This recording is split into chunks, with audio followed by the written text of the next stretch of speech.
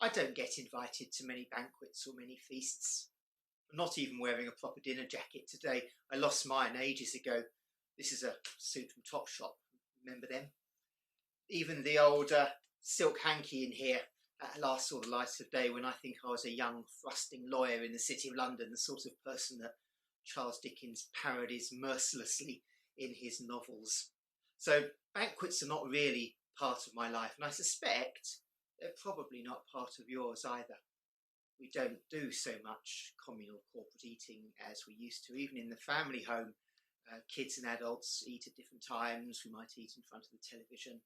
The family meal, even on Sundays, is perhaps not what it was. But of course, the big exception is Christmas Day, isn't it? Christmas Day, the multi-generational feast where great-grandparents, grandparents, parents, children, babies, aunts, uncles, and who knows who else gather around the table and eat the Christmas turkey. Things are going to be a bit different this year, but with the triple bubbling, whatever you understand by that, I suppose some of us will at least be able to eat with some relatives this year. Charles Dickens loved food, and his novels are full of descriptions of food, perhaps none more so than A Christmas Carol. Today's excerpt that Amy read describes in detail the Christmas market where things are bought and sold, and just listen again to some of this. There were pot-bellied baskets of chestnuts. There were Spanish onions shining in the fatness of their growth like Spanish friars. There were bunches of grapes, pears and apples in blooming pyramids. There were piles of filberts. There were Norfolk biffins.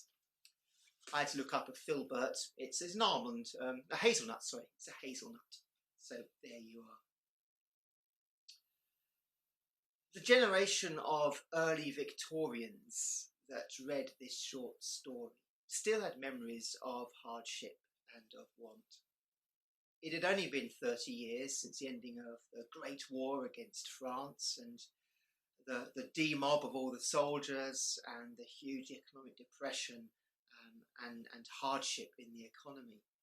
And so the people listening and reading A Christmas Carol would have known, many of them, what it was to struggle to know where they're going to put food on the table. But they're also the first generation that really began to experience luxury as something that the middle classes could enjoy, not just the aristocrats. And I think that's why Dickens goes into such length in describing this Christmas market with its candied fruits and its almonds. And he describes a variety of exotic fruits, oranges and lemons, that for the first time were accessible to the mass market. And Dickens himself knew poverty as a child. He had a very hard upbringing. He would have known what it was like to be hungry. And that was why later in life he enjoyed so much food. His favourite meal apparently was saddle of lamb stuffed with oysters, the ultimate surf and turf. You won't find that in a Jamie Oliver recipe.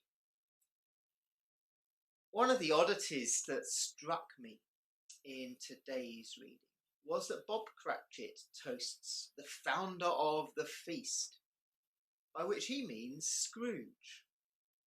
You would have thought that Jesus was the founder of the Christmas feast, and later on Dickens does make it clear that the founder of the feast is a small child, which is why we should be childlike at Christmas. So he does pull us back to the truth.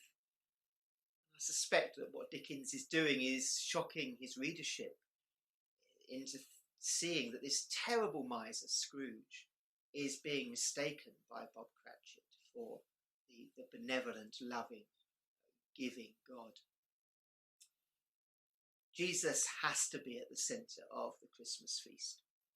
If Jesus Christ is not the centre, then there is no Christmas dinner for anyone. In the Gospels, feasting is foundational.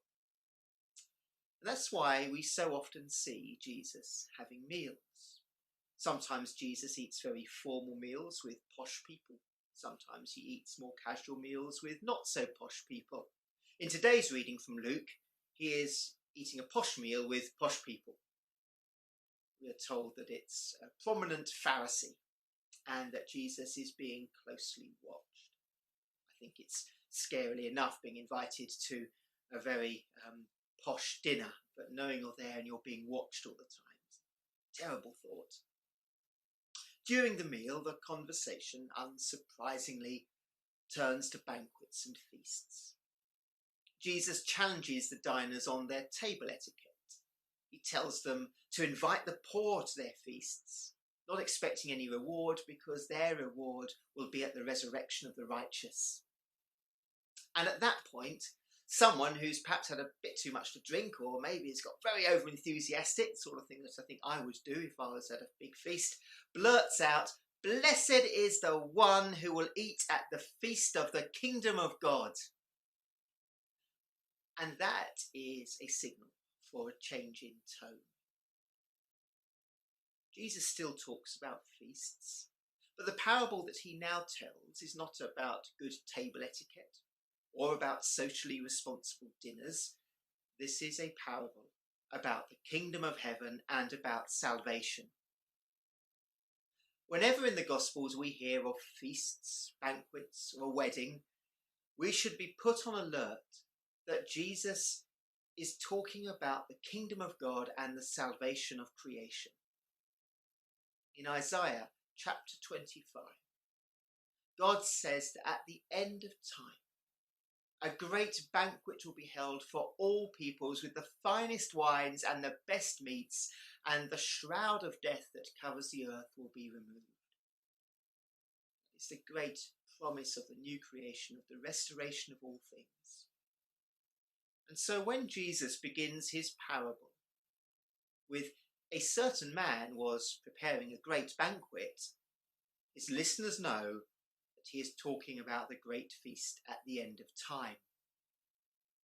Their ears prick up. I like to imagine then that Jesus, like Dickens, goes on to describe some of the treats in store for those who come to the banquet. The top wines, the succulent beef, the creamy hummus, the perfectly al dente vegetables. Perhaps he even points to some of the food that they have been enjoying at this particular feast. Now, when a couple get engaged, often the first thing that they do is to send out a message to all their friends and family saying, "Save the date." They haven't yet planned the menu. They haven't yet planned the seating plan. They don't at the moment know how many are coming. But they want to have a good idea of who's going to attend.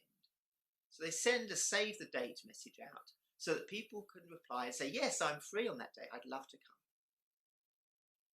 And then if some of their friends can't make it for one reason or another, well, they'll have a reserve list of others that they're going to invite. But when you've booked the venue, when you know you've got 100 people coming, when you're starting to think what the menu is going to look like, then you send out a proper posh invitation. Here's one I prepared earlier, actually about 20 years earlier, because it's the invitation to my wedding to Amy back in April 1999. Now, when that invite's been sent out, you're expecting to get positive replies from almost everyone because they already know the date that you're getting married. You've told them. So only if something really serious has come up might they say, "I'm terribly sorry, but I'm not able to make that date afterward." And that would have happened in Jesus' time also. It's not a modern thing.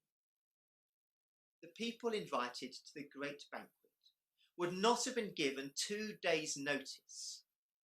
They're not replying and saying, "I'm really sorry, I'm just not free Thursday evening. I've got to give my new oxen a run out."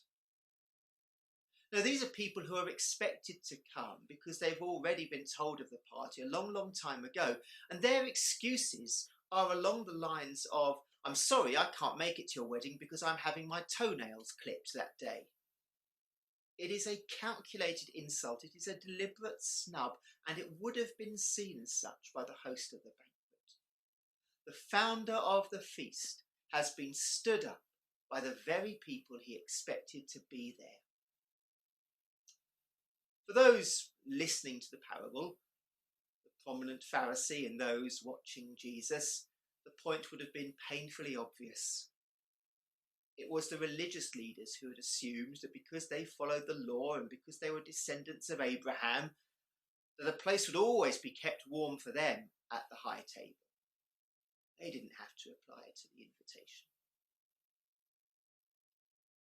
But they're the ones who, by rejecting Jesus, the invitation from God in flesh, they're the ones who ended up excluding themselves from the banquet. So what does the founder of the feast do? He sends out his servants to make sure that every chair is filled and every steaming dish of roast lamb is able to be eaten. And they get sent out twice. First to everyone in town, the poor, the marginalised, the excluded, the vulnerable.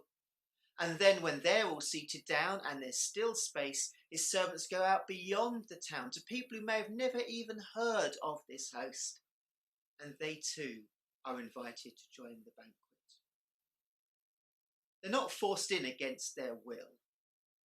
You might think it's a bit strange language when he says compel them to come in, as though the servants are like sort of big bodyguards and they're arm wrestling people into this great feast against their will. I mean, that's daft, isn't it? Who would turn down the opportunity of going to a wonderful feast?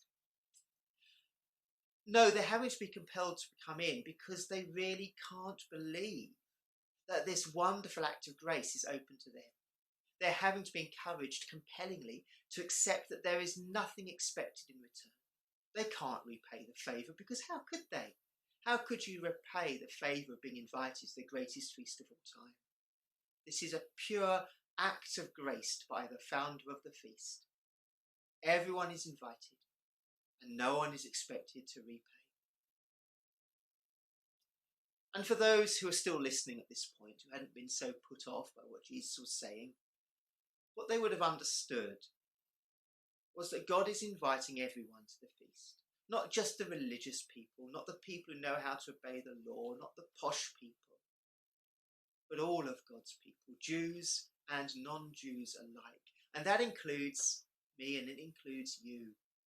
We too have that invitation. Last Sunday at St. James, I had the privilege of baptising an Iranian mother and her daughter.